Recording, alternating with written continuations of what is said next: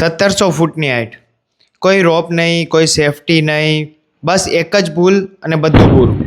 તો પણ ફેસ પર કોઈ પેનિક નહીં, ડર નહીં, જસ્ટ એક નોર્મલ એક્સપ્રેશન. એલેક્સ હોનલ્ડ, એક સોલો ક્લાઇમ્બર. વિચાર આવે ને કે આ ફિયરલેસ છે, પણ 2016માં એક રોપ સાથે ક્લાઇમ્બ કરતાં કરતાં નીચે પડે છે અને એનું સ્પાઇન પણ ફ્રેક્ચર થાય છે. જ્યારે એનું બ્રેઇન સ્કેન થાય છે ત્યારે ખબર પડે છે કે એમિગડેલા, જે આપણું બ્રેઇન કંટ્રોલ કરે છે, એનું કોઈ રિએક્ટ જ નથી કરતું.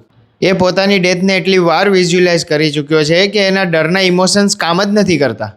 હમણાં 25 જાન્યુઆરી 2026ના રોજ તાઇવાનનું સ્કાય સ્ક્રેપર 508 મીટરનું તાઇપેઈ 101 કોઈ પણ સેફટી વગર એક જ ધારો ચડી જાય છે. નેટફ્લિક્સ પર લાખો લોકો લાઈવ હોય છે. ખાલી 1 કલાક 31 મિનિટમાં એ સ્મૂથલી ટોપ ઉપર પહોંચી જાય છે. અને ચડતા ચડતા આખા રસ્તા ઉપર કોઈ એને ડરેલો કે પેનિક થયેલો પણ ના જોયો. આ ઉપરથી ખબર પડે છે કે પ્રેક્ટિસ તમને સેફ નથી બનાવતી, પણ તમારા ડરને પાર કરતાં તમને જરૂર શીખવાડે છે.